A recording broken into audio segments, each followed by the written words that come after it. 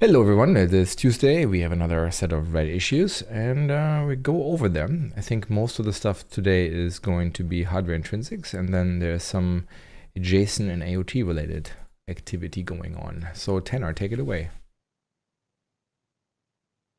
Right. Previously we reviewed and approved a uh, a we previously reviewed and approved a proposal to expose new vector mask types in the BCL. The premise behind this was we wanted to stay one-to-one consistent with how the actual AVX hardware intrinsics worked at the hardware level. And we also wanted to kind of follow the same premise that we had followed elsewhere. And the idea was that we would add support to the JIT so that even on down-level hardware or on platforms where hardware masking did not exist, the JIT would still, quote unquote, do the right thing. Um, However, as we went to go and implement it, and we looked closer at some of the details, um, is various questions can start popping up, and the decision which I ended up taking to the JIT team and our friends at the various CPU companies to consider was let's not actually expose vector mask. Let's instead uh, update the JIT to do basically pattern recognition of the patterns that users are already writing, um, and implicitly light up the masking support instead. So what this will do is it will avoid us needing to expose 1900 to 3800 new API overloads for x86. Um, it also won't restrict our ability to expose the vector mask type in the future if the outlook ever changes. Um, the one downside is that if you are an extreme power user that wants to very fine tune the exact hardware intrinsics you're emitting, the having the vector masks APIs directly exposed would have allowed you to basically have that more fine-tuned control and a guarantee of what the JIT would emit. We don't believe that the cost of exposing the 3800 APIs for what is effectively 10% of client hardware today, it's higher in the server market, but Steam hardware survey, for example, reports AVX 512 support at 10%. And where there is no equivalent support on WebAssembly or other platforms like ARM64, there is notably some concept of masking in SVE, but it is not necessarily the same in concept. We were going to kind of try and shim them together to make them work. So we really just believe that this is going to put us in a better place for the most common scenarios, and we'll do the extra work, which actually ends up being less work overall, to make sure the patterns are correctly recognized, documented, and do the expected thing for users. I mean, So you had me at we don't have to ship 1900 to 3800 APIs. So, but just refresh my memory. I don't remember reviewing like approximately 2100 APIs for ARM64 as it says on the screen. Have we just not got to those yet, or am I misremembering? Right. That was I hadn't brought them to API review yet because Guilt. the yeah, guilt, and also wanted to have the baseline functionality working in the JIT first before I brought a mess of APIs that we would then have to reject later. Um, so tried to implement it, found problems, and that's what brought this about. So what this proposal is effectively we mark the old proposal, which is 74613, as no longer API approved. It's been superseded by this new proposal, and then this new proposal instead covers the APIs that would have required vector mask and how they are now exposed instead. So we do need to review and approve those. That way we can effectively finish out the surface area. I'm a little confused. Just from what's on the screen, when you say vector mask, do you also mean like vector 128 mask, vector 2d6 mask, etc.? Because I see those in some of the new mask APIs listed below. Well, so this first section is not the API proposal. It is the conceptual difference between what we would have had and what we are going to have. Okay. Yeah. So if you scroll down a little, Imo, the conceptual differences here covers add, and so in particular it covers too far. Yeah. So in particular it covers that we had an existing API add that took left and right both vector types.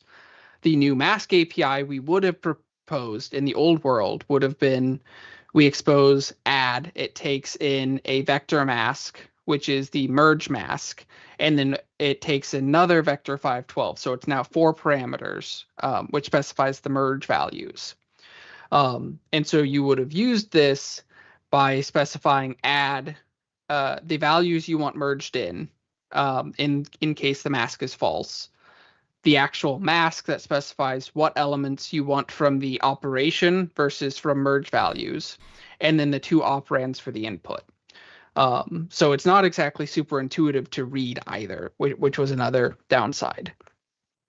And so this would have been the API surface we would have reviewed, is effectively these 6 new APIs, which we could have conceptually smashed down to 3 if we said that the 0 mask support is implicitly recognized by merge values being 0. And then if you scroll down a little bit more, MO. So with the pattern recognition, it kind of shows previously you would have written this type of code. You would have done compare not equal, which would have produced a vector mask, which you would have then passed into the add result. Today, if the user wants to do the same functionality, you write basically the same code. The only difference is you extract the merging of the masks into a conditional select after the operation. So this is what users have to do today on ARM64, on WebAssembly, and on down-level x86 hardware. And so we're just going to change it to recognize this pattern instead to generate what would have happened from the above. And just to clarify, Tanner, as well, like if you didn't know that you were running on relevant hardware, when you wrote the above, you would actually probably write both the above and the below with an if else based on some is supported property, right? Right. Okay. And so you would have had to have taken explicit action to get vector masking support, which is generally undesirable when we could just recognize the pattern and make your existing code implicitly better. Wait, what might not be supported? The conditional select? Sorry, I'm trying to follow. Hardware accelerated masking support only exists on AVX512 hardware. So you would have to, if you wanted to, in the previous world, if you wanted to take advantage of masking, you would have written if AVX512 is hardware accelerated, then the explicit vector mask, and then your fallback path would do the same thing, except it'd be using conditional select. So you'd be writing the same algorithm 2 different ways, and you'd end up kind of pessimizing one of the paths because it couldn't use vector masking support. All right, so the top one, which is doing the masking with the AVX512f.add, is that an existing API or is that just the proposed API? No, that would have been the proposal if we were doing vector mask. So I'm basically showing that's a new type. What. Okay. Yeah, I'm showing the world of what we originally planned it to be versus what we're going to have instead. That AVX512f.add overload at the bottom of the top example is one of the 1900 or 3800 APIs that we won't be adding, right? Yes. Got it. Okay.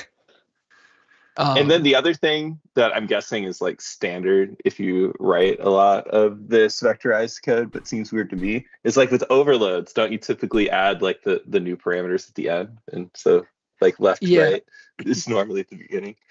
Yes, add. which was another complexity in this space. we've often, for the hardware intrinsics, matched what the underlying hardware instruction actually does, rather than necessarily matching standard .NET ordering conventions, because that's also what C++ does, and so it makes it much easier to port code from C++ to C# or from assembly to C#.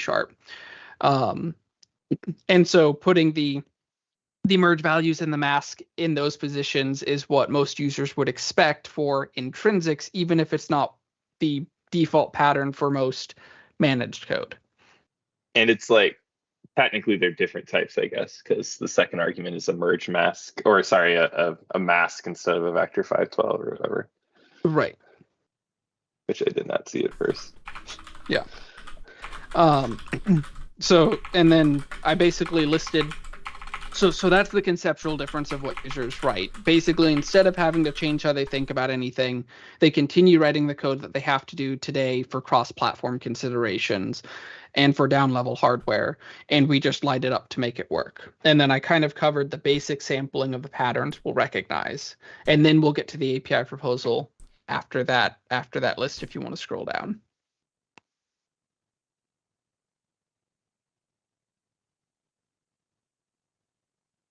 Do you want to see the APIs or just the instructions? Oh, no. I was just saying that this is the list if anyone's interested in more detail, but we don't really need to go in depth into the patterns we'll recognize. Yeah. So in the proposal here, rather than 1900 new APIs minimum, we've got 100 to 150 new APIs that cover the things that are unique to AVX512 masking. So today we already have a float comparison mode enum. So this is just we will need an equivalent int comparison mode enum with slightly different values. The one thing to note is that native uses the term not less than rather than greater than or equal. In floating point, we have both because there's an actual difference between greater than or equal and not less than, because it takes nan into consideration. For integer, there is no difference, and so we can decide to either provide the not versions for parity or just don't provide them. I don't have a particular preference.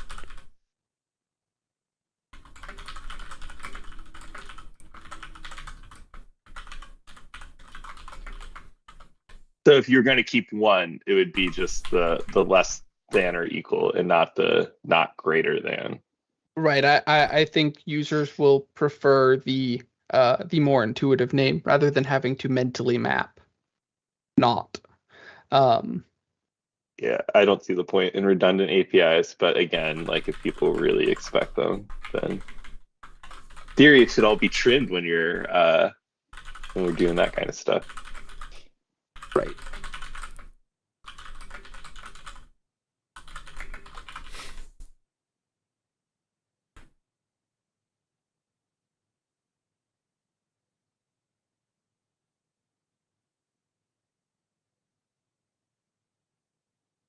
But I guess there's also consistency with the floating point APIs.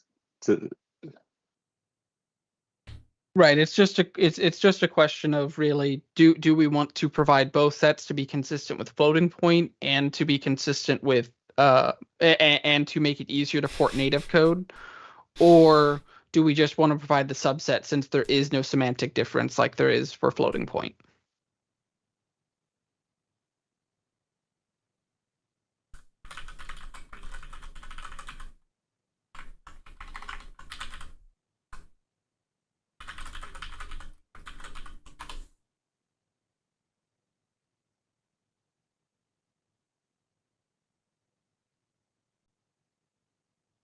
Since no one else is talking, I don't know. Like I kind of convinced. Like so, if the floating point APIs are going to exist either way, that I guess keeping them, because that would be the only difference as far as the comparison functions go. Floating point has 32 total entries because it also gets into signaling and not signaling versions of various functions.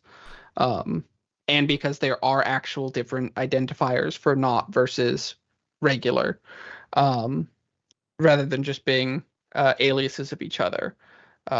So that's also why there's two enums here. I have a small preference for not having the additional names for two reasons.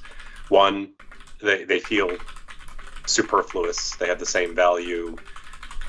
All the options are fully covered by the first set. So why add more that might add confusion? And second, there's the second set of names has ambiguity built into them of where the parentheses are, which I think adds further confusion. Like, is it not open paren greater than or equal close paren, or is it not greater than or equal? Yeah. So I would prefer to just not have everything at the bottom. Yep, and we can always expose add them. Yeah. We can always add them later if people end up complaining.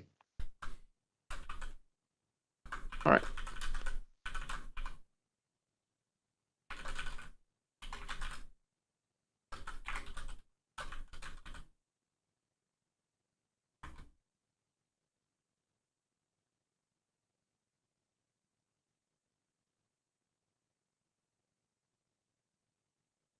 And did you already approve float comparison mode? Because I don't find it here either in the API ref. Yeah, it was approved back in like .NET Core 3.1.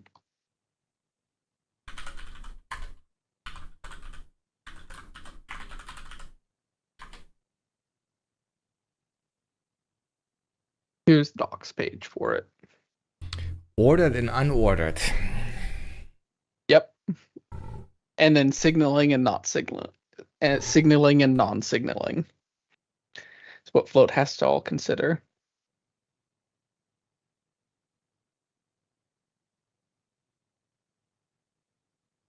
I feel like Gandalf. I have no memories of this place. Okay.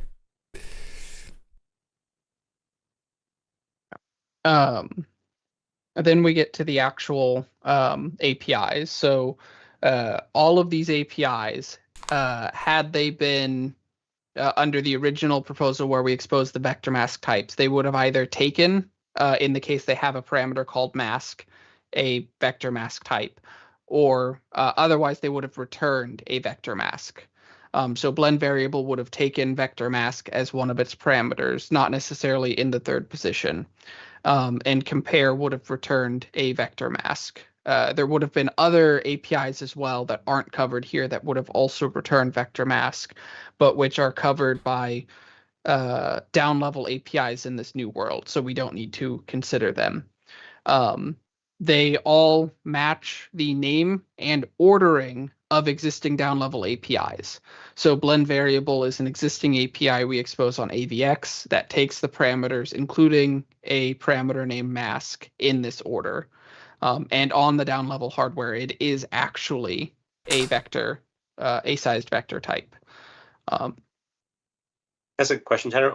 Maybe you already said it, but like in each group, there's the compare at the top. Why is that necessary? If it's expected to take a constant, why couldn't you just write out the method that you needed?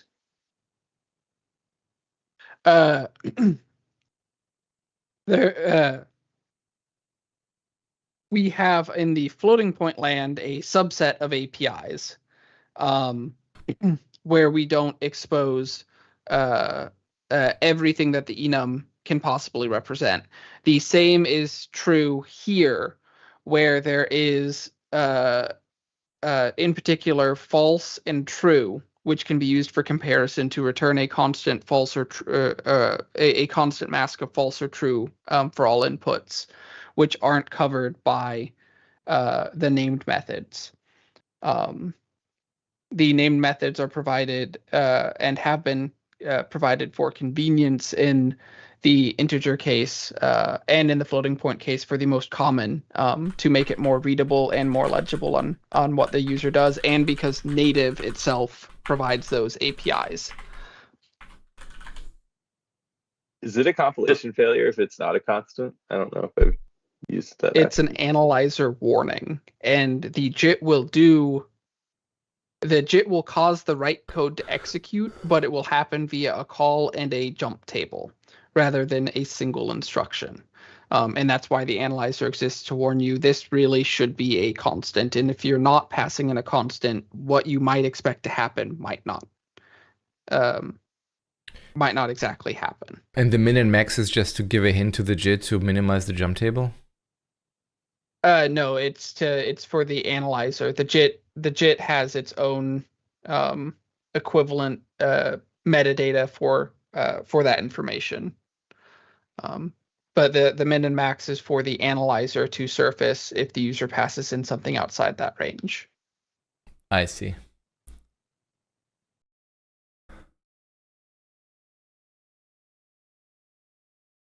And is that just the current maximum, or is there a specific reason why you picked the one that is on the screen right now? Yeah, that's the current maximum allowed. So I understand the arguments for having this duplication, but it still feels like I mean, if you can achieve everything with the top compare, and then we're adding 1, 2, 3, 4, 5, 6, 7, 8, 9, 10, 11, like 12 methods for convenience on an API that's not necessarily convenient. I don't know, just this feels like we get this whole thing down to just a very small set, whereas we're increasing it by basically 12x. Yeah, well, for floating point, there's also a consistency thing, because those actually exist for vector 128 and vector 256. There's also a somewhat consistency thing for integers, because for integers there is a subset of those for 128 and 256, specifically equal and greater than. There's also less than provided, which is implemented as greater than with the operands reversed. And so it ends up becoming inconsistent if you only expose the overload that takes the constant, because then you have APIs that take 128, 256, but not 512. And to use 512, you don't have to use a different overload of the API. Or a differently named API, rather. This is kind of how we've already done this in this space.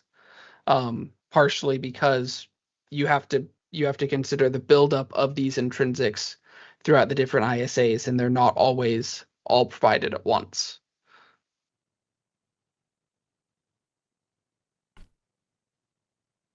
Yeah, I get it. It still doesn't give me warm and fuzzies. Especially because we just started this whole thing with like, let's get rid of 1900 APIs, but also let's 12x the ones we are proposing here. Well, it's not 12x in practice. It's exposing 512-bit variants of the existing 256 and 128-bit ones we expose. Sure. And then also the new functionality that is unique to AVX 512 for all three types.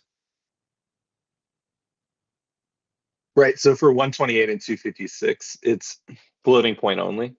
That these like comparison functions.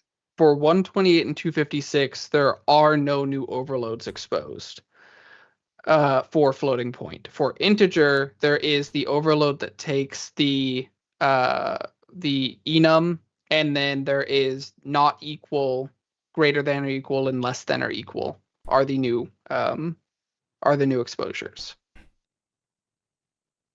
So that's the functionality that is unique to AVX 512. For down level, you have to implement it as equal or less than.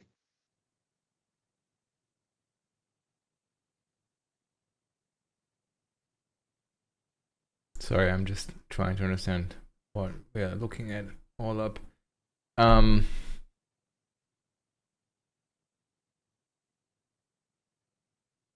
So I'm not sure I heard an argument for if we don't have them, whether that's bad. You just said it's, it's more consistent with other APIs we have.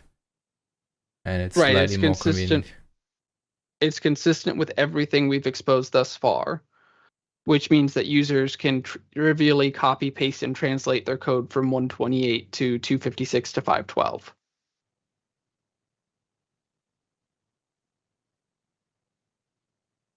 How common is it for us to have like vector 256 and vector 512 APIs on like the same static class? Like we've been doing that a lot, right? Because it's based on the architecture. Sorry, could you?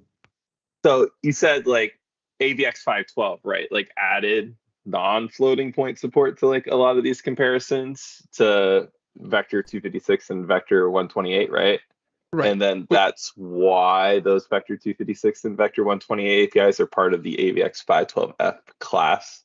Like I was just like, there's already a bunch of stuff like that, right? Where it's like, even though it's AVX 512F, you have APIs for different vector links.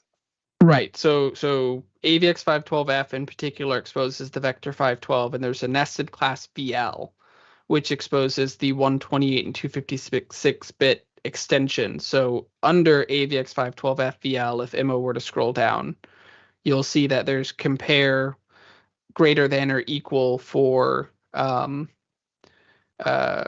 unsigned types, for example, for 128 and 256 for the integers.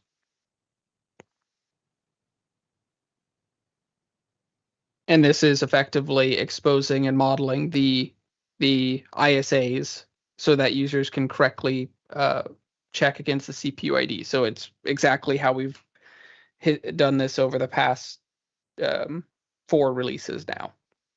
Yep.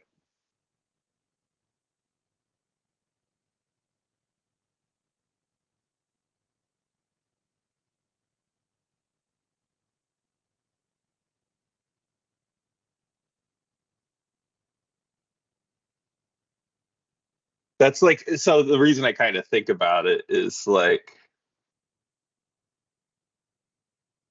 you're right. So like with these compare functions, right?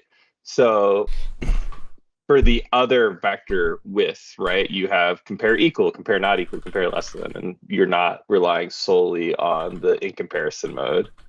But those, so for consistency, you're like, we should add all these methods. But those other methods are like, they're not in the same class, right? Like they are kind of separated. Like we could make new decisions, but yeah. Well, they're not separated because of the inheritance hierarchy. AVX 512F inherits from AVX2. So everything visible on AVX2, including compare equal that takes vector 256 of ulong, is visible on AVX 512F. I see.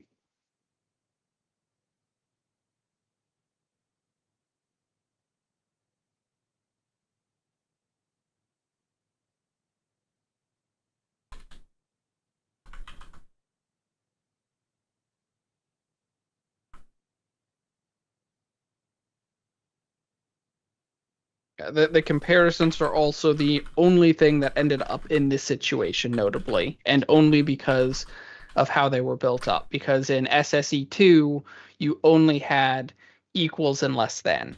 And then in SSE41, you ended up adding greater than for long and int. And then in AVX 2, that was expanded to 256 bits, and then in AVX 512F, it's been expanded to all the operations, so you don't have to manually think, if I want to do a less than, then I really need to compare greater than and swap the operands.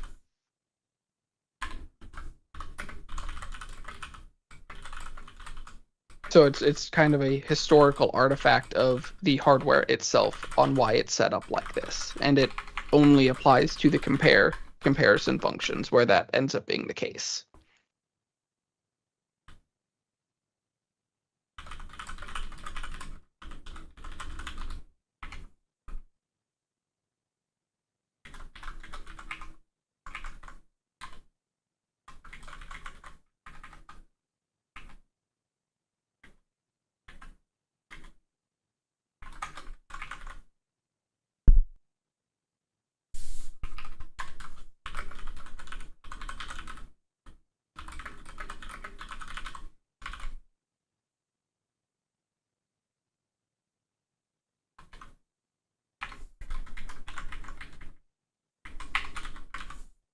Do we just approve it? I'm trying to think of like what Jeremy would have.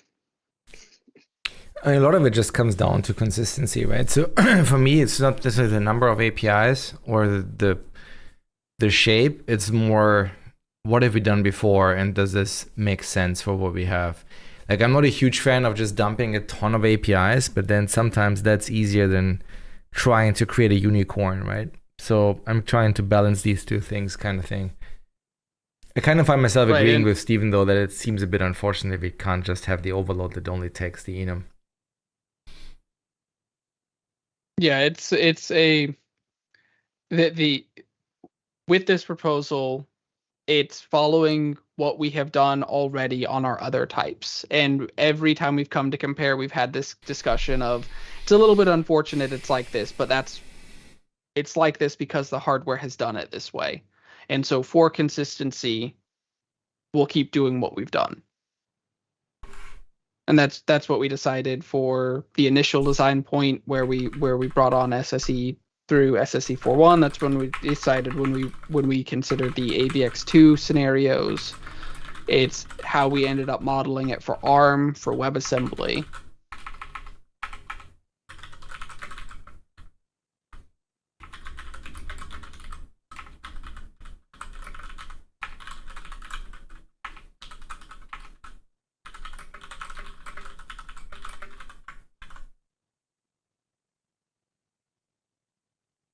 I mean, the other flip side of this is like, if we think the rest of this is uncontroversial, we could approve everything except for these, like, you know, 2-argument compare overloads and be like, wait for people to complain.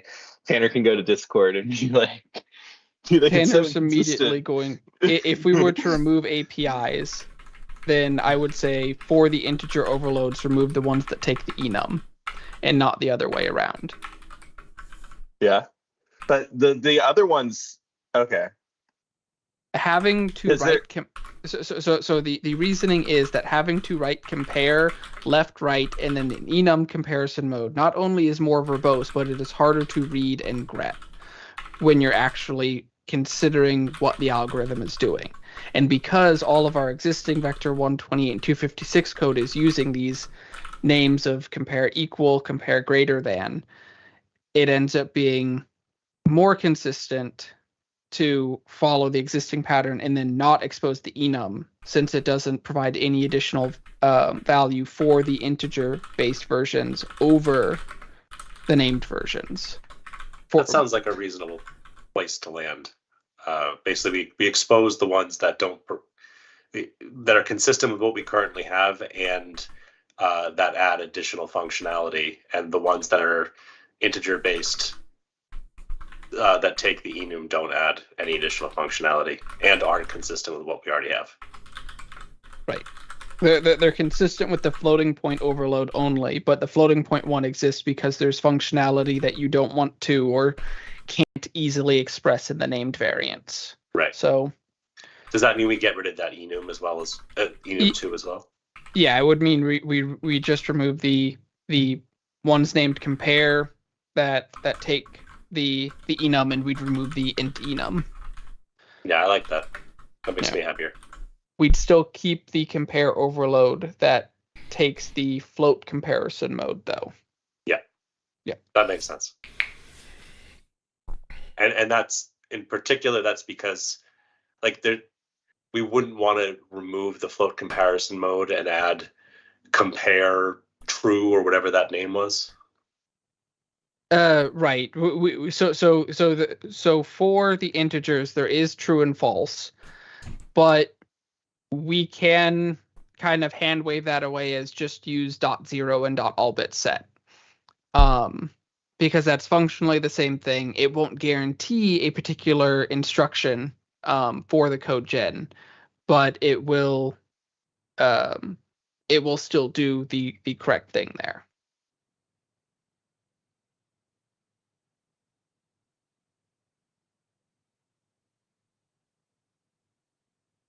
Sorry, I didn't 100% follow. So I thought you had said that for the floating point one, the float comparison mode, the reason that was necessary was because there were enum values that weren't represented in the named methods.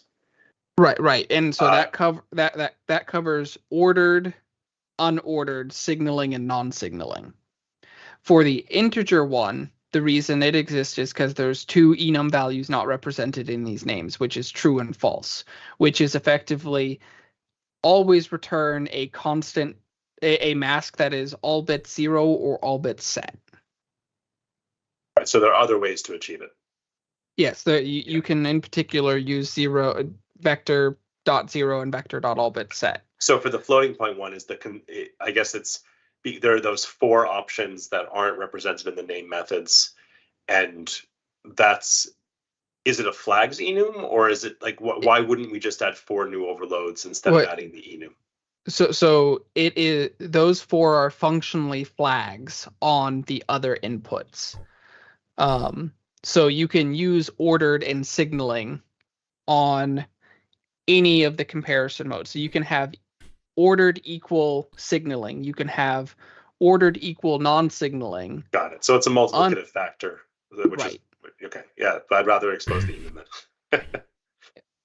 I had that question looking at the flow comparison mode, is like, why isn't that an enum? Like or flag enum rather. Like looking at the names and the 32 values, it really looks like flags to me. Yeah, it is functionally flags, but there's very particular rules on how they can be combined, and native uses explicit names for all of them. So for example, you can't have ordered and unordered at the same time, and you can't have signaling and non-signaling at the same time. Can you show the enum again? Where is it? The floating point one? We already shipped it. It's linked in chat.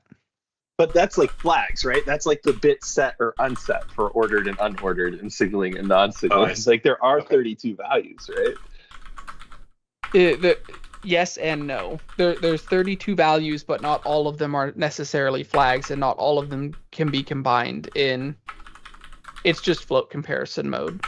Right. So the argument for having the compare that takes the floating one is, if we didn't have that, in particular, we basically need another 32 or whatever methods per method group, which would be, or per operation, which would be terrible.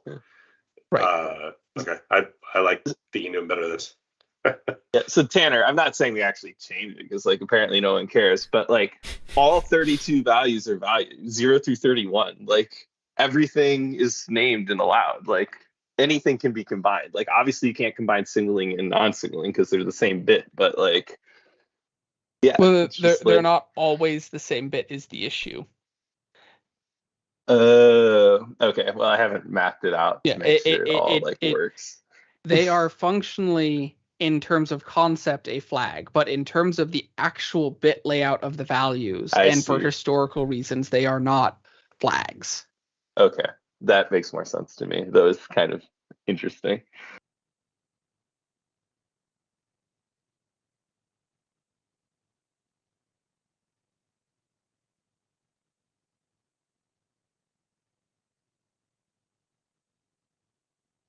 Yeah. So after the compare modes, we have new concept unique to AVX 512, which is compress and expand. They just use the name compress and expand. You'll have to scroll up just a little, Imo. Oh. Yeah. So compress and expand. That's the name that native uses. That's the name that the underlying instruction uses. This basically takes the mask and it says, take every element where the mask is true, and then layer them sequentially. So if you had elements, if the mask said take elements 0, 1, 3, and 0, 1, and 3, the product would be 0, 0, 1, 3, and then the last element would be 0, as in the value 0, not element 0. So it's basically saying take this set of values and compress them down into a linear set. And then inversely for expand, it says take these values and expand them out.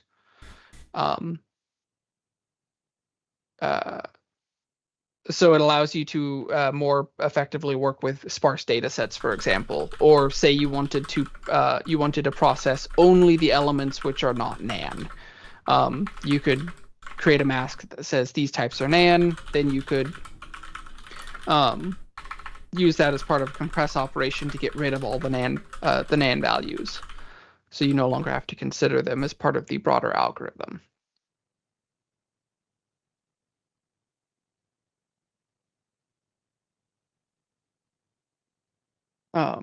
Then there's gather mask vector 512 and gather vector 512, which matches the existing gather vector 128.256 and gather mask vector 128.256.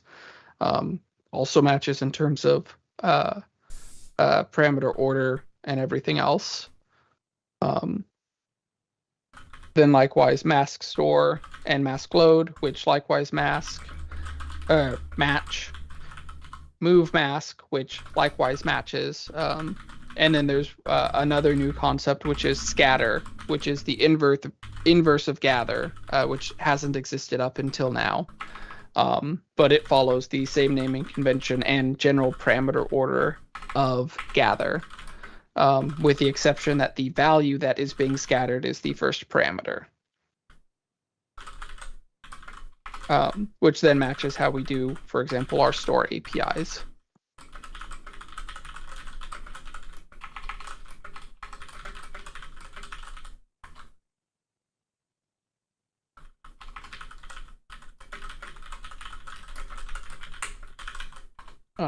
And then at the very bottom, there's the test APIs, which do the same as the underlying test for general purpose or p-test instruction for vector, which is it basically does left and right and compares it against 0. And then it sets a flag, a CPU flag based on that, which is returned as the bool. So we have this same API for 128 and 256 on AVX2 and AVX.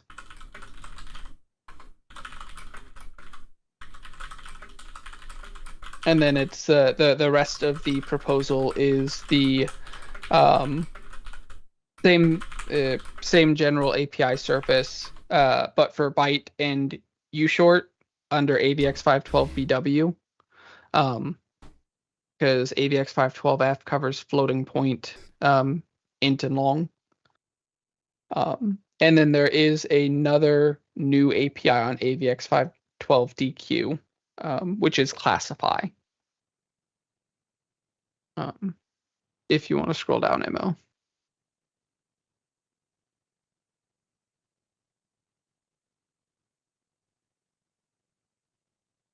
Did it update?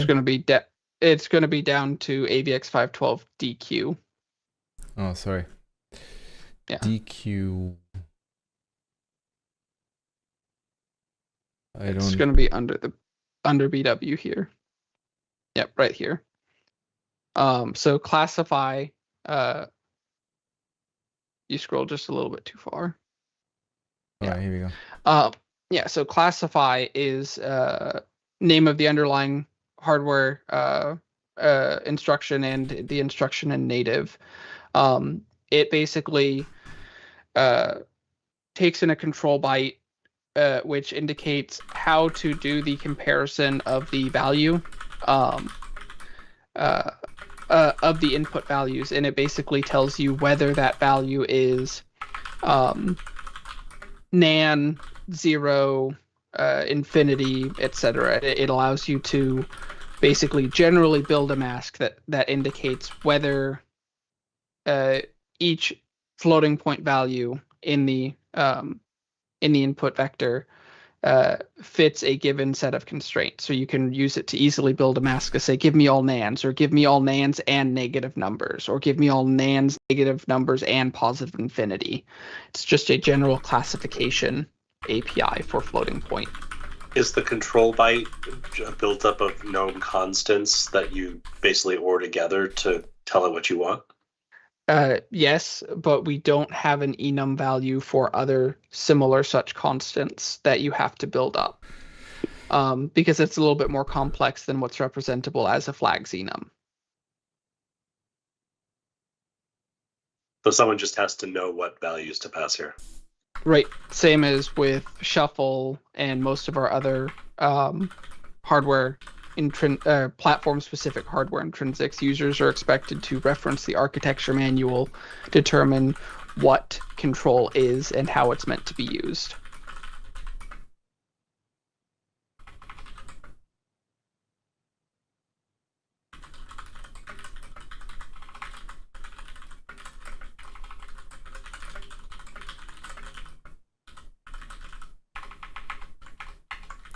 If you enumerated all the values, like in the float comparison mode, how many would there be? I mean, I guess at most 256, right? But just curious, like, is it how many other APIs do we just do byte control with? All of them, except for the comparison ones. Yeah.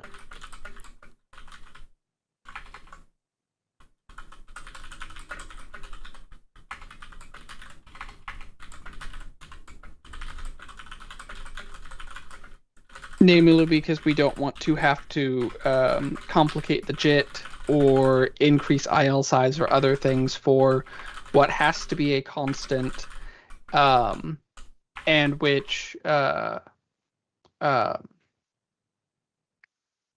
often be a complex set of bits. It's most of these control masks are more like a byte struct that has bit fields in them.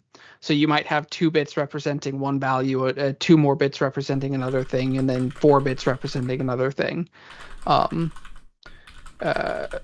so we just universally take it as byte control, like native does, and expect users to use a literal here.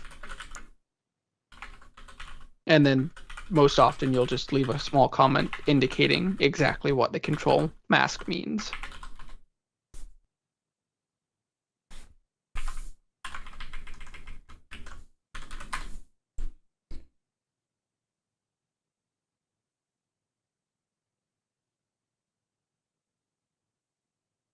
Should we scroll further, or?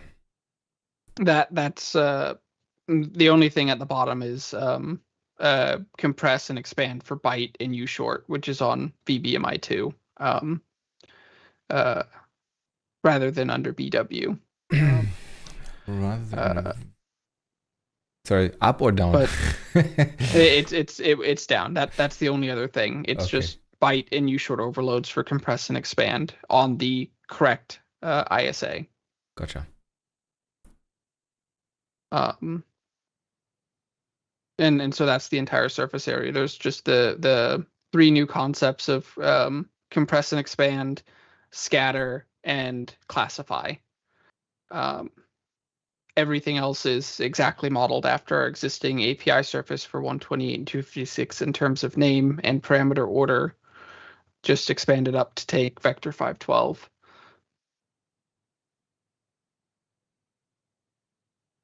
And then that completes the AVX 512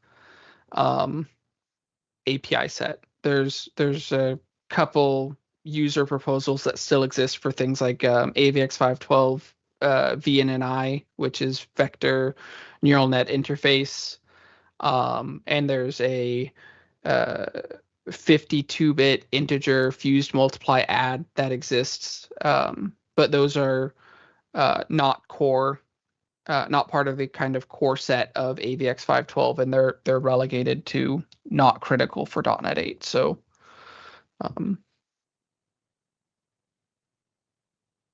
so this basically will wrap up what we have to review for AVX 512 for .NET 8.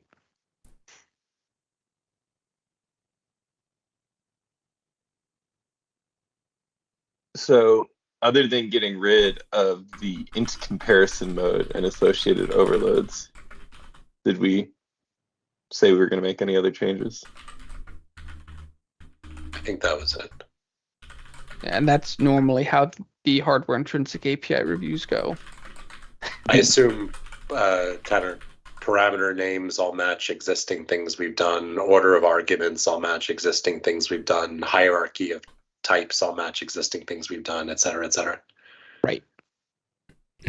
And all of these types were already reviewed and approved, except for BBMI2. But we had already reviewed and approved BBMI1, just without the 1 suffixed on it. Do we need to go back and add 1 to that, or what we have done so far is we match what the actual name of the documented name of the ISA is. So SSE is just SSE, even though there's SSE2, whereas BMI1 and BMI2 are exactly that, BMI1 and BMI2, because that's the name. For VBMI and VBMI2, those likewise are the names. So there is no VBMI1 in the architecture manual. So no, I don't think we need to go back and add the 1 on there.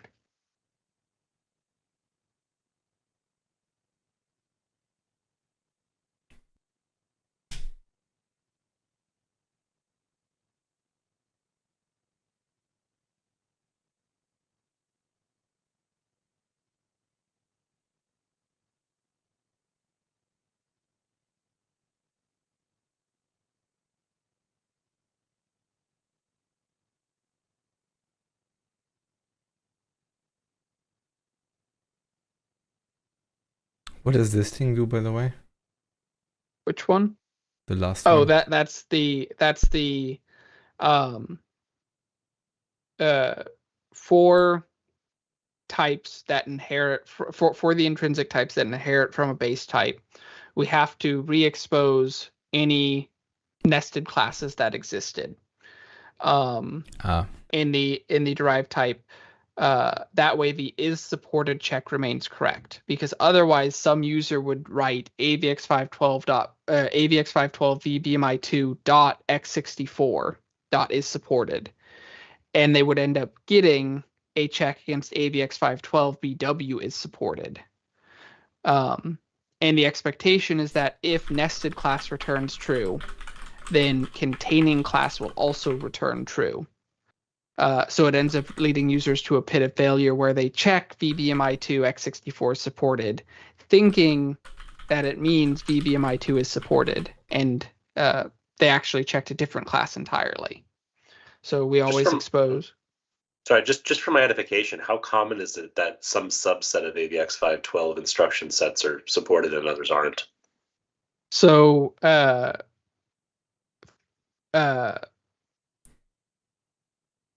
there exists hardware that has kind of all the combinations, and the architecture manual allows them to formally only release a subset of them. In practice, what happens is they're mostly iterative in nature, and so in actual production, you really won't find outside of Knight's Landing any processor that doesn't have F, BW, CD, DQ, and VL all at the same time. You will find hardware that has those 5, but that does not have VBMI1, VBMI2, and potentially other AVX512 extensions. You in practice won't find hardware that has VBMI2 but does not have VBMI1 at the same time. But we have always strictly modeled what the hardware manual actually documents the ISAs are. And it would be immensely complicated to not do that in terms of how the JIT and native AOT compiler and general CPU ID checks they have to do would have to function if we deviated. Sure, I was just really just asking for my own knowledge. It seems like if only 10% of hardware out there even supports AVX512, what portion of that only supports a portion of AVX512? It seems like diminishing returns, but I have no problem with us representing the way it should be represented. It's just So what you'll actually find is that of that 10%, like 99% of it actually supports the full set, including VBMI1 and VBMI2. There is a small subset of first generation AVX512 hardware that only supports the 5 core ones, and that doesn't support like VBMI1 and VBMI2. Zen 4 from AMD supports everything except VP2 intersect. All of the latest Intel server chips support the entire set. And just to make sure, I think I know the answer you're going to say, but just to ask the question, if what you just said is true, and moving forward, everything here is going to be supported, and even moving backwards, most of everything here is supported, there's no benefit to just having a single is supported for AVX512, and that JIT only allows you to use any of the AVX512 surface area. It only returns true if all the pieces are there. So that's functionally how the JIT is working today. We actually require all 5 of F, BW, CD, DQ, and VL to return true for the JIT to say true, but they still are modeled as individual CPU ID checks. They are still modeled as individual classes and individual ISAs because that's where the complexity comes in. And we need ready to run, for example, to correctly track those flags for forward compatibility in case the JIT ever decides it is meaningful to split those apart. For example, Intel or AMD decide to have a big little architecture where the little chips only support a subset of the total operations because the consideration only exists for the higher ISA to be used on power cores. That's actually somewhat how Alder Lake for desktop was originally designed. The big cores had AVX512, the little cores didn't. And then it was never it ended up being fused off later because the OSs didn't support the functionality needed for that. But it's always possible they bring about that in the future if the OSs do get such support. So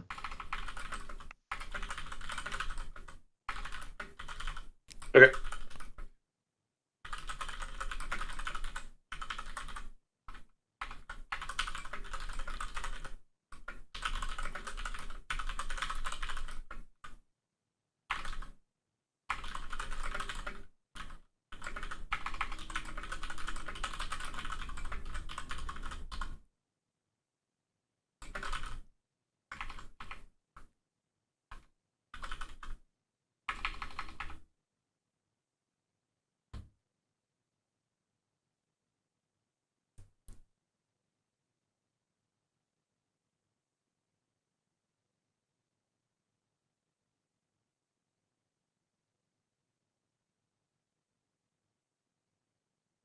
So it sounds like we are basically just accepting it as proposed, right? We are not actually asking for any substantial changes. Is that a fair summary?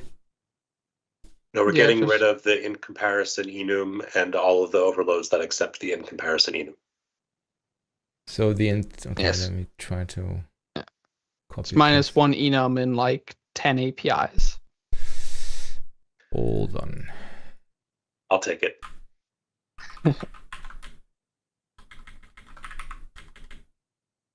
So the inverse of what we discussed earlier, basically.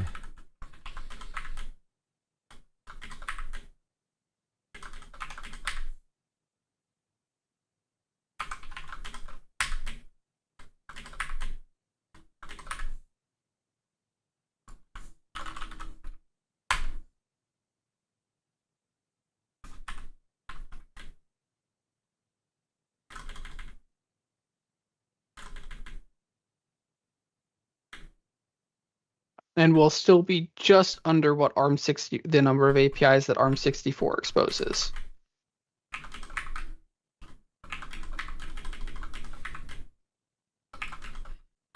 What's the one-line summary how of... many? Sorry. How many members do we currently have under intrinsics?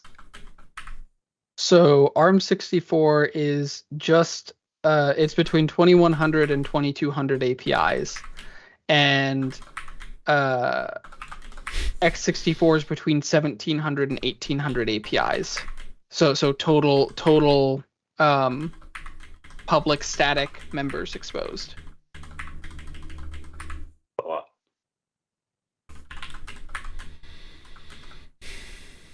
Yeah, intrinsics are hard. All right, so what's the one-line summary for the removal of the enum? Doesn't provide additional value out over the named APIs that are exposed, and the named APIs are consistent with what we've already done.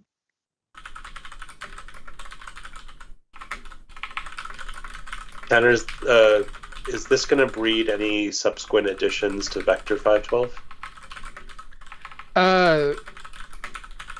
There's potential for a couple concepts to be exposed. Namely, we could consider exposing something like gather and scatter, or an API like classify.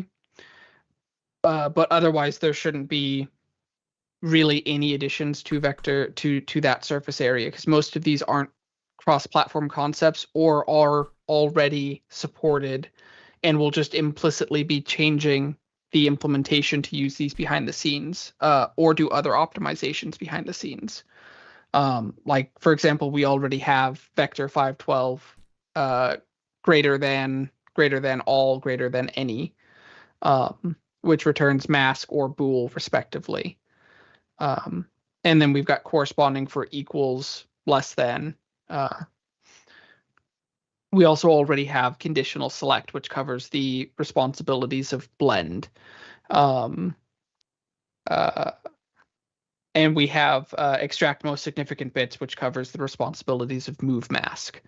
I guess this question applies to Vector 256 as well, but for Vector 512, given that there is only one thing that we're layered on top of, how did we decide what got promoted from the AVX intrinsics up to Vector 512? We've always exposed the full set of ISAs that are available, because they provide different user guarantees. Sorry, I'm asking a different question. How did we decide what APIs show up on Vector 512 as statics on Vector 512, given that it's only targeting one thing, whereas for Vector 128, we were basically the intersection of ARM and x86, x64. The Vector 512 is basically a mirror of Vector 128, but for a larger size. Because while we don't currently support any other hardware with such a vector size, such hardware does exist. For example, ARM SVE is capable of targeting up to 2048-bit vectors. In practice, the largest they've shipped in production is actually only 512 for the Fujitama supercomputer, if I remember right. But it's basically still just the intersection of cross-platform functionality. Even though today we only support it for x86, in the future we may onboard SVE, and then it would light up there as well. So the short answer is, for Vector 128, we did the intersection of everything we knew about, and then for Vector 256 and for Vector 512, we replicated that up. Yep. Okay. And then we continue to consider whether functionality is trivially implementable in a cross-platform performant way for new APIs we expose. So we approved recently add saturate, for example, because add with saturation is something that exists on all platforms for SIMD, and which is a operation we use in some of our own algorithms as well.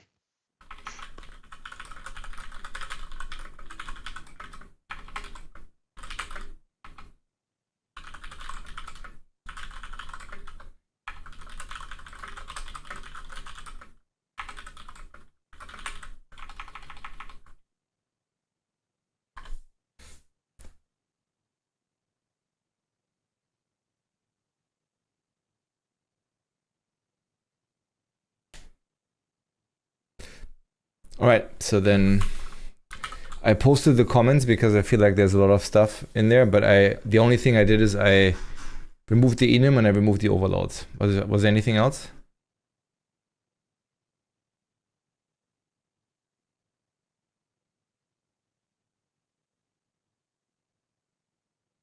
You removed the float comparison mode ones by accident, but I can add those back in. Did I? I was trying really hard not to do that. All right. Then I guess next one.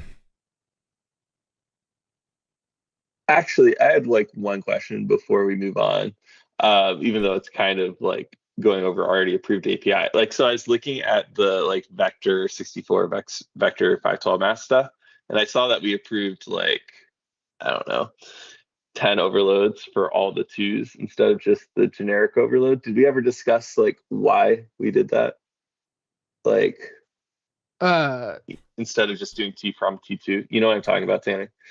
So the reason we had the generic one is because users sometimes write generic code and they need to be able to convert from a generic, or they need to be able to convert to a generic type.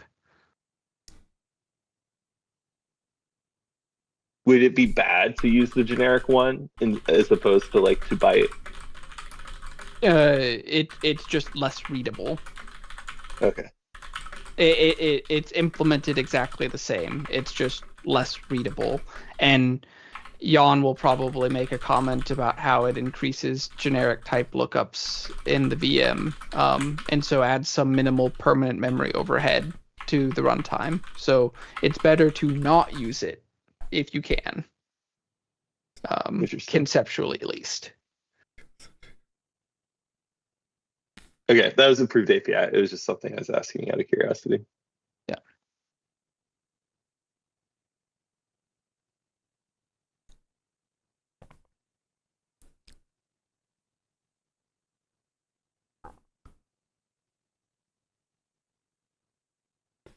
Cool. So we done then? Yes. Sweet. I think. Then let's do this one. Yeah. So back when we reviewed the advanced SIMD APIs for ARM64 initially, we reviewed and approved basically the whole surface area, but there was a small subset of APIs that we couldn't review at the time because we weren't sure how they were to be implemented in the JIT. And those were specifically the ones that the table lookup, the load and store APIs that deal with what are effectively a tuple of inputs or outputs. The JIT team ended up determining how that was to be handled. We already reviewed and approved the vector table lookups and a couple other APIs that follow the same pattern.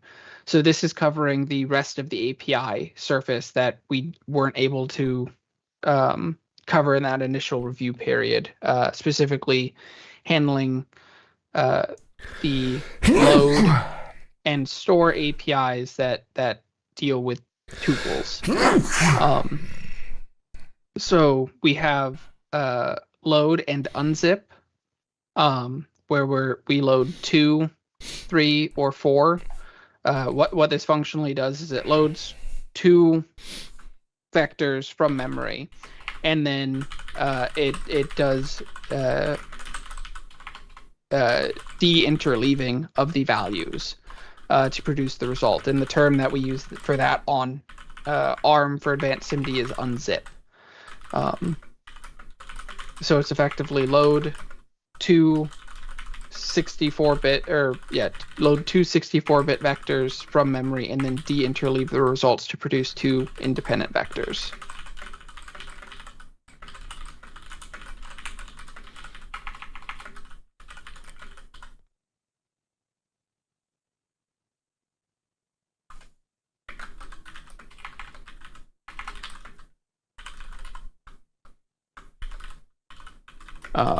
There's a 2, 3, and 4 register variant of that.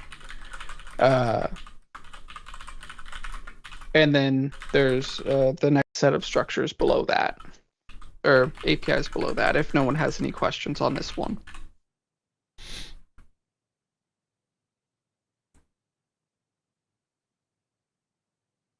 Is the value tuples something we already like return or accept in APIs that we've approved? Yes, that's how the JIT modeled these to work for the hardware intrinsics, and so that's what we've consistently done for the hardware intrinsics. Because any other shape the JIT will not be happy about.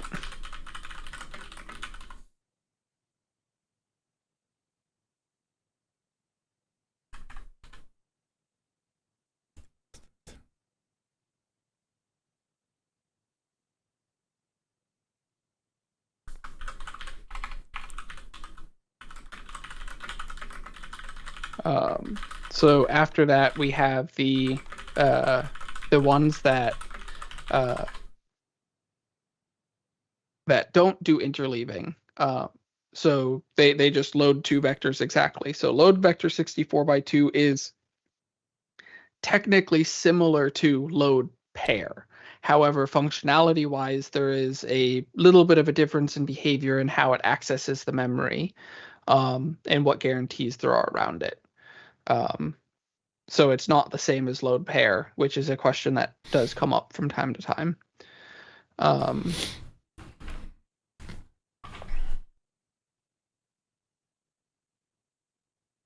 And then there's load vector and insert scalar. So it loads two of them and it inserts a scalar into the specified position within the total tuple. And then load and replicate, which is effectively load a scalar value from the address, or load a vector value from this address, and then replicate it to both values. So it's basically load once and duplicate to 2, which is very important for ARM64, where they've got the fixed width encoding and therefore would otherwise need 8 bytes to represent the same functionality. And then the likewise parity of those three for 3-element tuple and a 4-element tuple.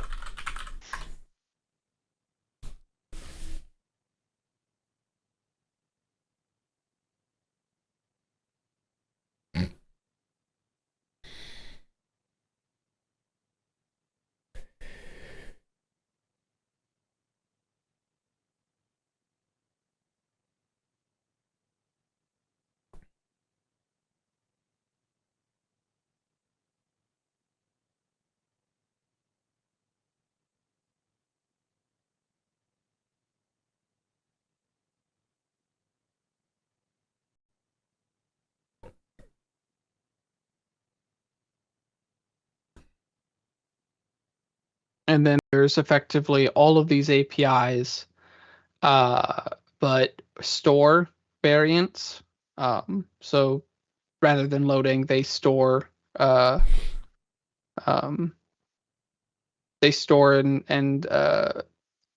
zip, and then they store the multiple structures. There is no replicate functionality because that's not a scenario. Nor is there an insert variant. And then there's 128-bit versions of these as well.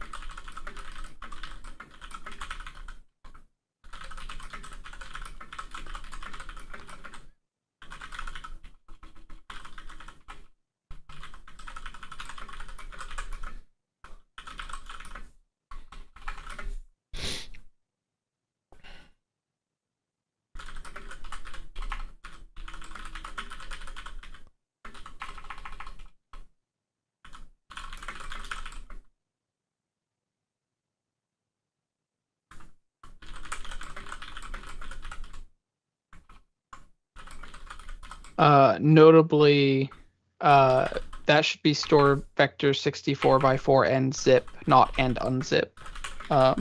Unzip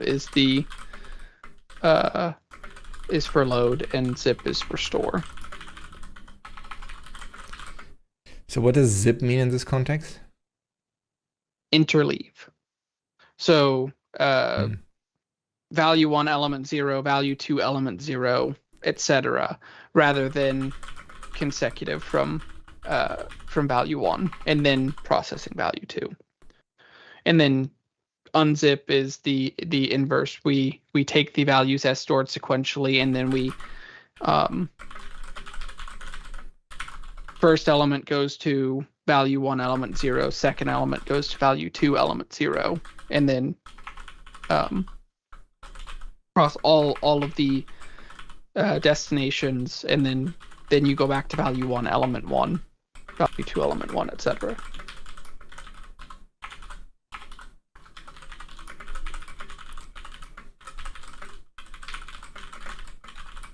So are the non-zip / unzip versions just to like of store and load, not interleaving, just one after the other?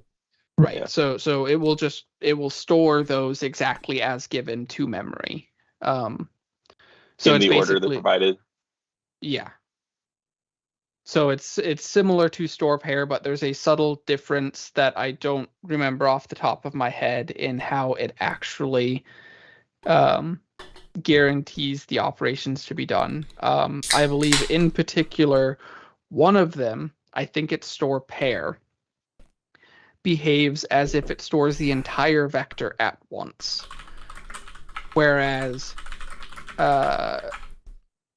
store non-pair, so store vector that takes a tuple, stores it functionally element-wise at a time. So in access violation scenarios or other other considerations around atomicity and the like, they do function slightly differently for the hardware.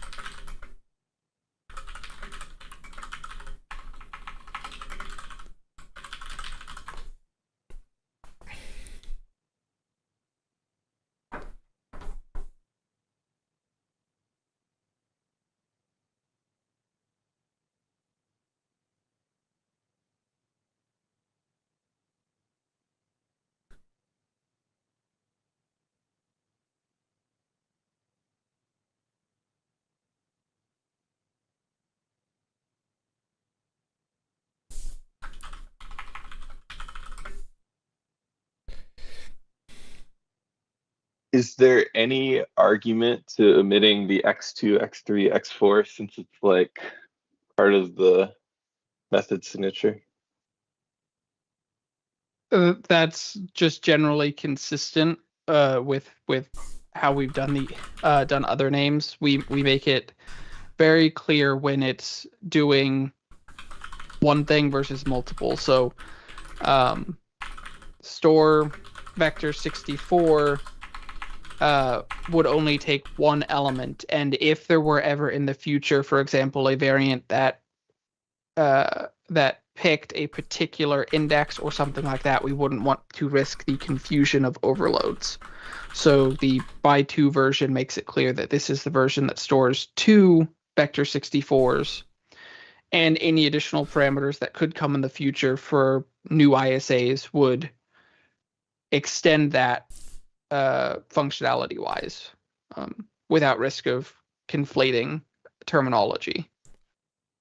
Yeah, won't work for load either until we can overload based on return type. Where's Jared? He was here earlier. I think he saw intrinsics and was like, no. Yeah. So I did double check. It's store and load pair operate as if they're storing an entire vector at a time. So it is precisely 2 memory operations to do the write, as documented in their operation pseudocode.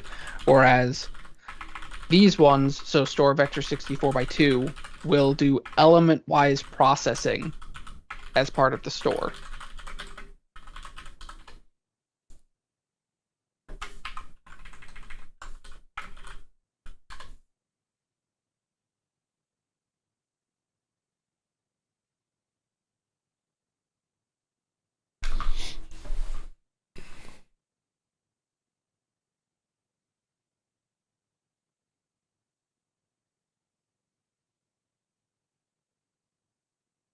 Of course, in practice, they execute in the same amount of time, but it's a subtle difference that can matter for edge cases. I feel like Or, the for entire area is example- an edge case. So I don't know what to make of that. Well, one example is that one would be technically safe for use in, say, a mem copy that worked with GC data types, and the other would not.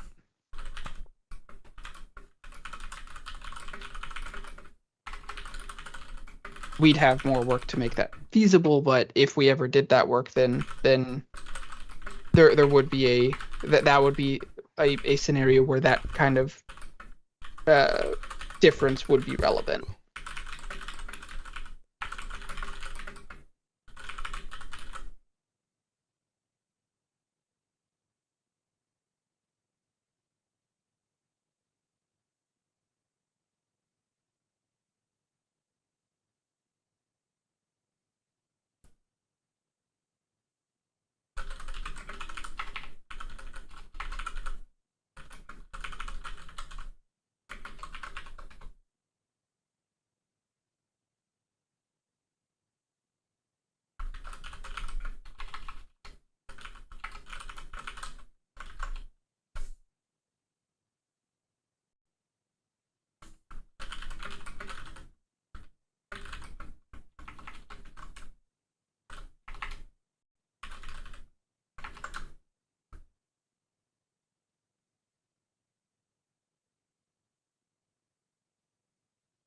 This is all the same thing for the other one, right? Yep, it's just the same ones for vector 128, and because it's 128, that means that it includes double, long, and ulong, whereas vector 64 does not. Gotcha. Just because the underlying hardware doesn't have a way to encode long, ulong, or double for vector 64.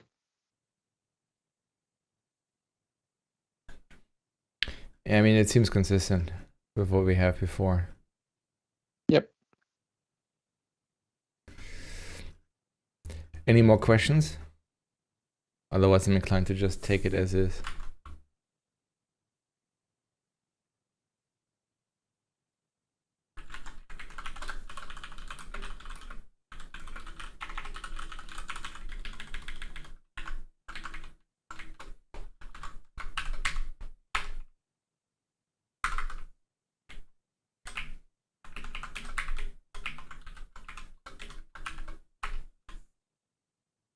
So many APIs.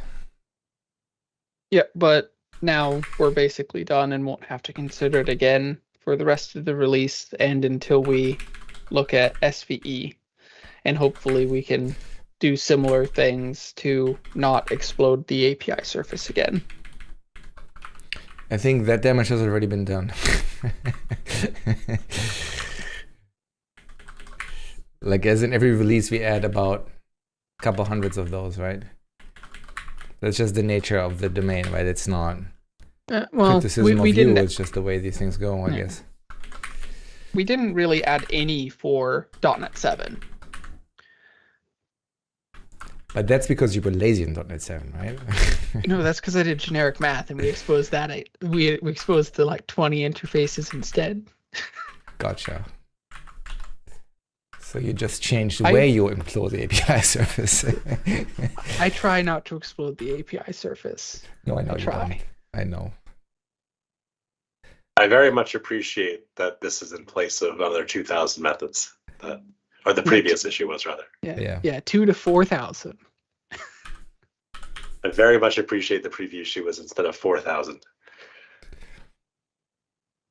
So what you're saying is Tanner has store credit for 2,000 APIs now.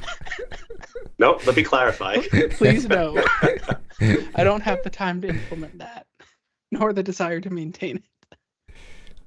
All right. Talking about desire to maintain things, trimmer friendliness in JSON.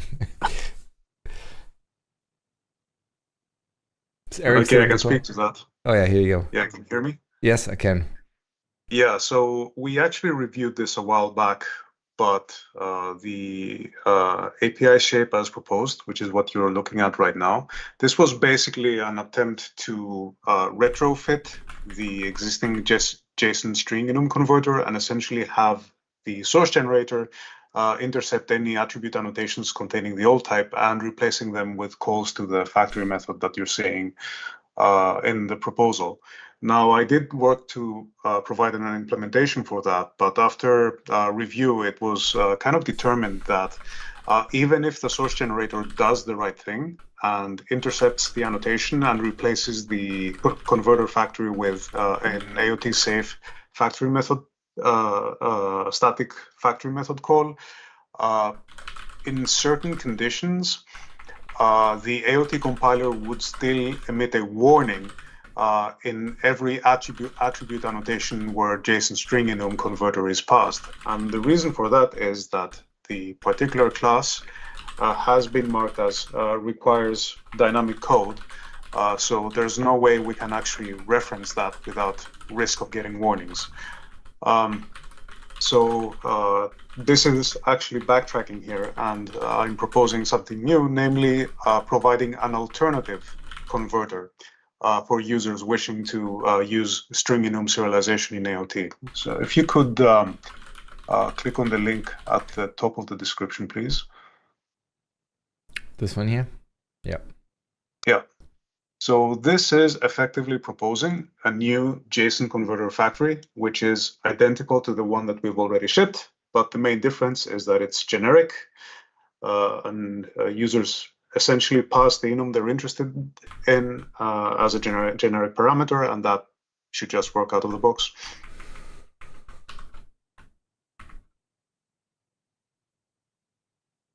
I see. And then the requires dynamic code comment or whatever on the other one would tell you to use the new generic one. Yeah. That's certainly the case, but I'm also thinking about incorporating a diagnostic on the source generator itself to prompt users to do that. I'm not sure if both requires dynamic code and the diagnostic in the source generator is overkill, but these are thoughts that I've been having. But we're not obsoleting the old thing because it's still fine if you're. It's still convenient if you want to use reflection, and even in the case of source gen, if you're running it in core CLR, you shouldn't have any issues. So I foresee people would not want the inconvenience of needing to explicitly specify the enum type in an angle bracket. And of course, needing to specify the type actually also introduces a new failure mode, namely that I could be passing a different enum type in the angle bracket compared to what the declared type of the property is. Which you could also have an analyzer for. We could absolutely have an analyzer for that, yeah. I assume in the signature of JSON string enum converter, there's some sort of dynamic attribute applied to tenum about keeping members around.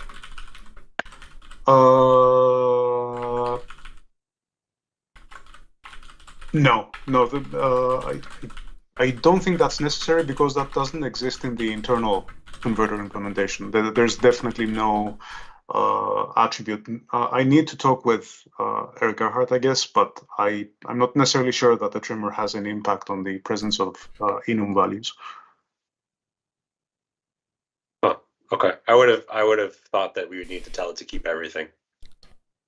Oh, I can double check. Okay.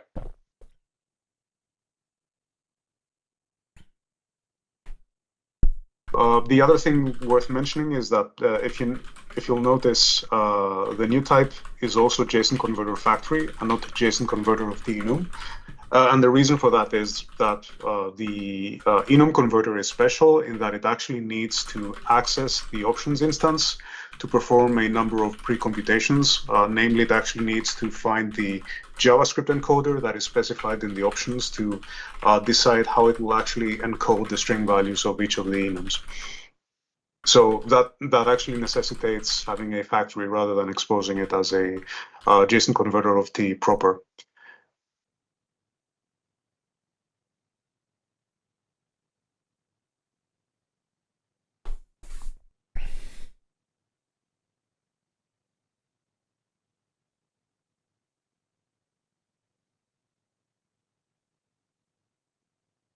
And there's no way you can make the JSON string enum converter of T derive from the JSON string enum converter without like the dynamic code requirements getting icky. And I could do that, but I thought about it and I couldn't really find a actual use case. Like I could internally make the generic one derive from the non-generic one, but that would necessitate a number of suppressions. It would I would override the implementation in any case, so that the non-generic code that calls type.makeGenericType is not being called. And by putting them in a subtype relationship, it also means that detecting the non-generic one in the source generator becomes a bit more tricky. Now I can actually say, oh, if my converter is assignable from JSON string enum converter, then produce a warning. Whereas if the generic one was a subtype, then it wouldn't be as easy, or it would necessitate a bit more checking.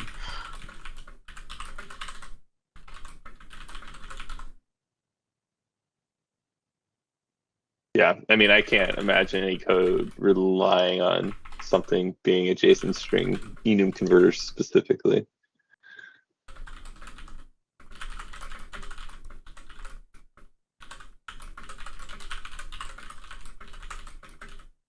Seems good. Any other feedback? I don't know. So do I have to do this, what is on screen right now, or can I register this thing globally? Can I say somewhere, every time you see, binding flags, just use the string enum converter? Presumably, yes, right? You can, but of course you need to specify different instance for each enum that you use in your type graph. Right, but I could just add the enum converter for binding flags and then, foobar flags and my flags, Yeah, right? yeah. I don't have to put them on all the properties. Yeah, okay. No. I mean, this solution, I would say it probably forces the user to make changes, so it's not great. But on the other hand, it's the cleaner solution because it doesn't actually force the source generator to make any interventions on the code. It just works as is. So I guess that's the silver lining here. So what's the alternative that wouldn't require source changes to the people using the string enum converter? Or is there not one? Because it sounded like you said like there is an alternative. We tried brainstorming this, but there's no way we could get the existing type to work without forcing some kind of warning on users. And the reason for that is that we actually don't want to remove requires dynamic code at all from the old type. We still want people to get thoroughly warned whenever they new up an instance of the non-generic type in native AOT applications. Because the source generator is able to intercept attribute annotations, but it's not able to do anything about users registering this converter via their options at runtime. So we need to warn in that case. Would we ever like approve the analyzer at the same time about like mismatched types on the attribute? There is an opportunity to, I guess, depending on what we're looking to achieve here, we could emit that as a diagnostic in the source generator, but obviously doing that means that you're leaving out an analyzer that would work for the case of reflection. So I'm not sure what the sentiment is. Should we go for a proper analyzer or should we do it via the source generator? I feel like a proper analyzer is better because you could be using this without the source generator, right? Yeah. Yeah.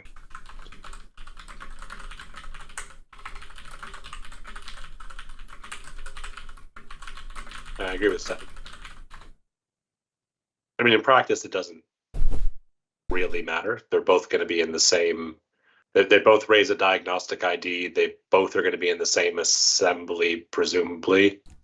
Or I guess they wouldn't have to be in the same assembly. I guess that's the only thing that differs is whether we choose to put it in Microsoft Code Analysis, Net Analyzers.dll versus in the system text JSON source generator assembly. Mm-hmm. But from a user impact perspective, it's not perceivable.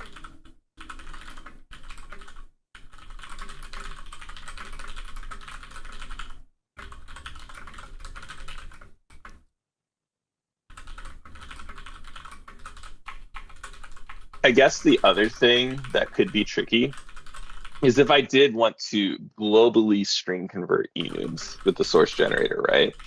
I have to register each thing independently, right? And if I'm missing anything, do I get any kind of compile time warning or anything that like, hey, there's this like thing that you're serializing the system text JSON and it is an enum, but you didn't register a string converter for it, even though you did for like everything else. Is there a way to be like, I want to catch all enums like you could before? That's a good question. No, you wouldn't. So we would be able to have an analyzer that catches invalid uses of the old string converter, but there's no way we could sort of detect that, oh, there's something in your type graph that hasn't been actually set to that, and it would get serialized as a number instead of as a string. Yeah, it seems like that'd be hard to do actually in the source generator mode to like actually confirm that I've caught all the enums in my source graph, other than like be careful. Yeah, agree. And I guess the value of the existing converter is that it applies a blanket policy for all types of that shape. So, I really hope we would have been able to do that, but I'm guessing that, and this is kind of beyond the scope of this discussion, it might be possible that we just specify a flag in JSON source generation options attribute, which is an attribute that lets you specify compile time configuration that gets read by the source generator. So there might be the possibility that we just specify a flag saying, oh, and by the way, serialize every enum as a string, and have the source generator emit the right thing for everything that it encounters automatically. That might be one solution. I think people want that.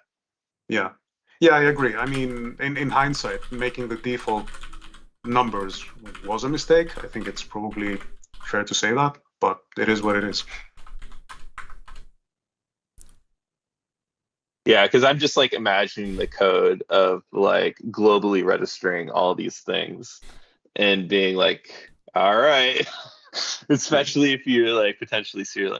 Yeah, I mean, we'll figure out something. I guess it doesn't need to be done as part of this, but I do think there's a follow-up there for sure. Yeah, agreed. Stefan, can you describe the follow-up succinctly?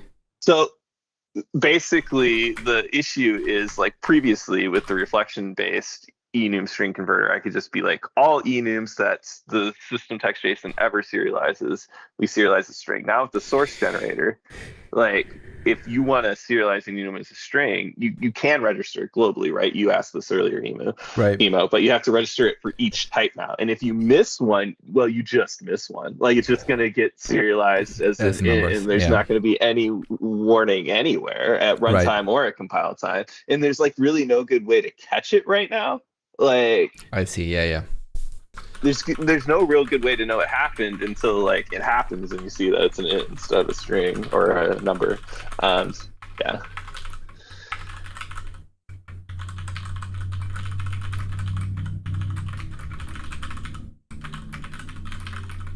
And of course, another open question here is like, will we be able to find a successor abstraction for JSON converter factory that actually works in AOT?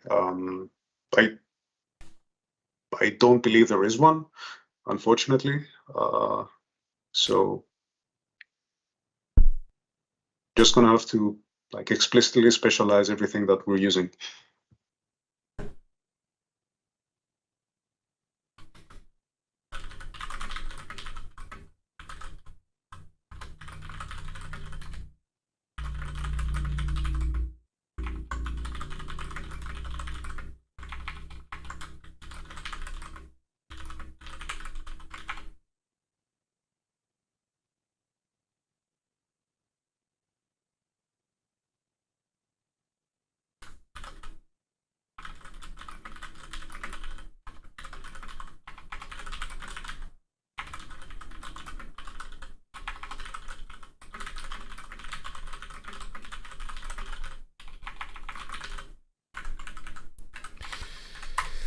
Multitasking is not my strong suit. Okay, so let's do approved.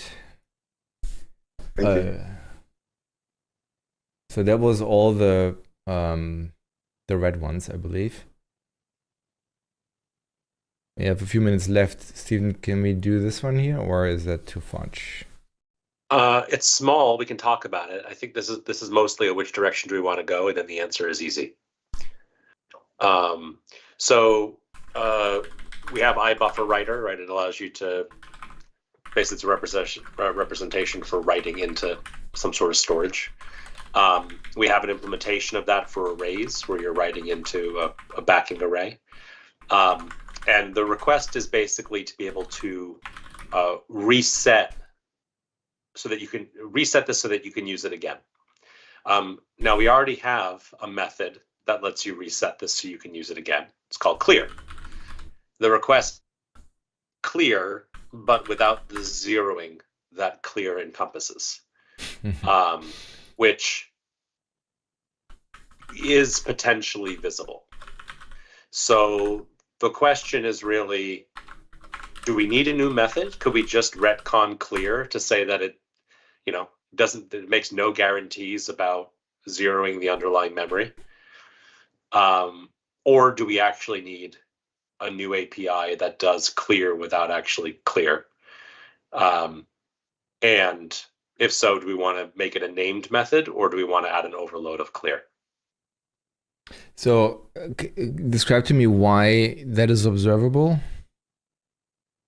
There are various ways of seeing the data. So you ask for, as with pipelines, you basically ask for the span to write into. And if you looked at what that span contained, it would contain the old data if it wasn't zeroed. Oh, because this, I So see. if you're naughty. Because you're getting the writable span. I thought you only get the data out afterwards. Okay, yeah, that makes sense. So you basically, okay. Well, I think 99% of the code calling clear wouldn't care. It does seem dangerous. Like I could imagine like a write just like not writing potentially and being like, yeah, that's zero. I don't know. It seems unlikely. Like certainly not how. I mean, it seems like the general the pipe writer. Like, correct code would not be impacted by this, but that argument holds true for anything where you expose uninitialized data, basically, right? Right. So, and like if we made that guarantee before, it's like kind of dangerous. It could be kind of equivalent to if we said, the impact of this would be way more significant. But if we said that new arrays were in zeroed, that would be disastrous. This is much less disastrous, but it could. There's a real chance it could break someone. Right. Like imagine how many security incidents that would create. Just not zero out arrays, for instance. I mean, the ironic thing is we don't zero out array pool, right? Just by default, and on Rent we don't zero it out ever. So and this is pipelines don't either by default. Like so if we hadn't done that for this from the get-go, I think this would be this wouldn't even be a discussion. But and clear does sound more cleary than reset, but having like both clear and reset is peculiar, and I could see some people still thinking reset clears potentially. Yeah, my default assumption for reset would be this puts it in a clean state. So as if I had created a new version of the object. Yep. I like the alternative. Add the overload. Like, seems fine. Yeah, I think maybe we use the term clear array in other places. I don't know if zero backing array is the right term. Maybe clear backing array. Although clear backing array maybe is confusing. And you kind of want to have the false value be the default behavior a little bit. Since false is the default rule. I don't know.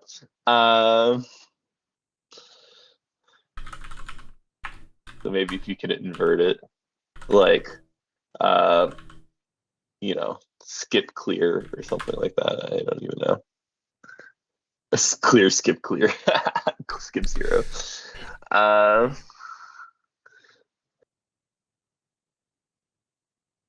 Yeah. I mean, what you say is true. Like, you kind of want false to be the default. I think here just having a bool 0 array would be okay. I mean, yeah. In other areas, we have said we want an overload because we don't want a Boolean, right? It's the allocate array on GC, for example, right? Where we have allocate array and then we have an overload logically that says allocate uninitialized array. We don't have just a parameter. Yeah, I don't. But in cases like array pool, it is just a bool clear array. We're not super consistent. I think it depends on the semantics and scenario. And I don't think we have a different name that would be as clear as a named bool parameter. I don't know. Clear without reinitialization seems pretty clear to me. Or sorry, reset with, yeah, I mean either clear without reinitialization or something like that, right?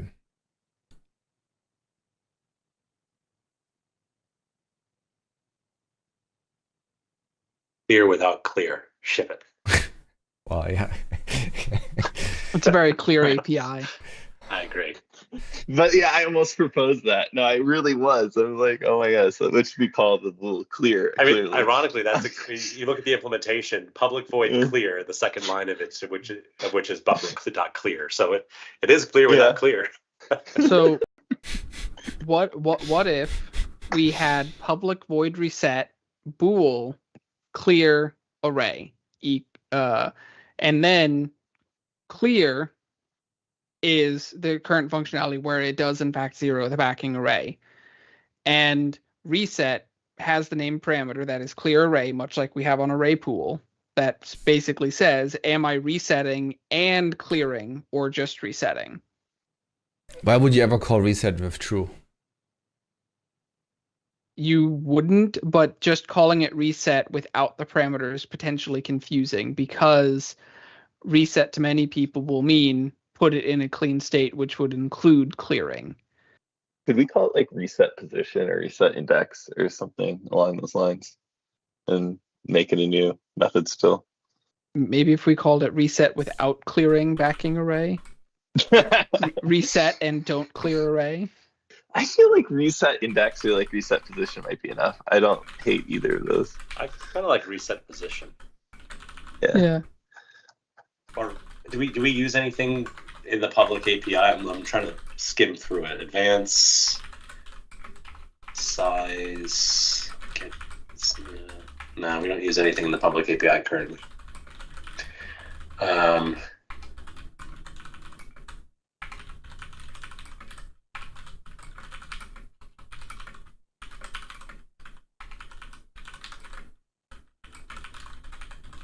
Reset count. Count is like the length of like what is being. Yeah, like with the member public int written count just returns index. So I think index is better than count. We already used count. That was my point. But count is like a thing that like it's an argument to advance that is like an offset. It's not like the index itself. Right, I feel like it's semantically It is, though. different. The documentation for the public int written count property is returns the amount of data written to the underlying buffer so far. Right, but if you call like advance multiple times, like I mean you can't, but like if you call get memory advance, right? Like the count is added to the index multiple times, and you're not like resetting one of the counts. Like you're not resetting one call to advance. You're like resetting the index. Which but is if I access modified by the count. writer.written count, it's returning me the index, the sum of all the counts. Okay. You still don't like it? I don't. No, I actually don't. I think like index is obviously this private thing that's being modified by the count, which is part of the public API. And I understand wanting to reuse public words instead of internal words, but I do feel like the count and the index are just different things. What if we but in the public API, they're not. That's my point.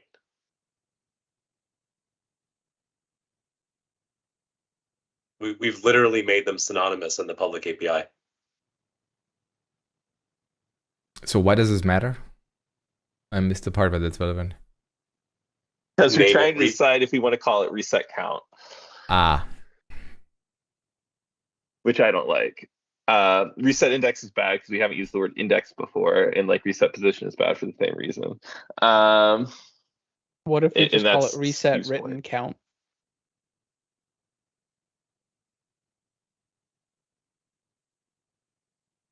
Sure. I mean, I would prefer reset count then. Like over written count. Like I don't think written adds anything. Like it's really like reset the sum of counts. Which are you? But Stefan, you object to the current public property? Wait. Okay. Maybe I'm looking at the wrong thing.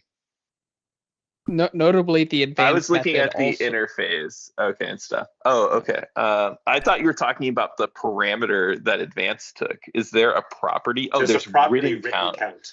Yeah. Okay, see, this is what I wasn't on the same page. I thought you were referring to the parameter that to advance.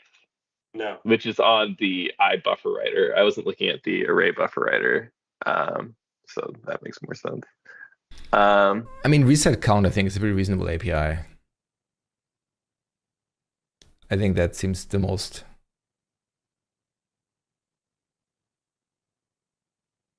Okay, actually, now that I know that written count is the name of the property, reset written count isn't terrible. I still think it's. I think I agree with you what you said earlier. I think written doesn't add much, but that's fine. Yeah, I would normally agree. The only thing that gives me pause is that the existing property is written count, and so reset count and written count being on the same thing could lead to potential confusion or future extensibility issues if we ever wanted, for example, a red count or anything like that. Not that I think we'd add it here, but it's just kind of the general premise of why matching the name would be good. If only we had a verb in the BCL that we use when we make something empty, like, you know, clear, for example. If nothing else, we've got 3 properties: written count, written span, written memory. We seem to really like the word written in this API, so apparently. No, but let's just do reset written count. It's fine. It's very clear. And yeah, so that was the mix-up, Steve, was I hadn't seen the written count property. I mean, it's specific. It's a bit ugly, but fine. If that's a real landing, that's a real landing. All right, I have a hard stop now. Unless there's an objection to this, I'd rather close on that and move on. Seems good. Ship it. All right. Then thanks everyone, and I see you on Thursday.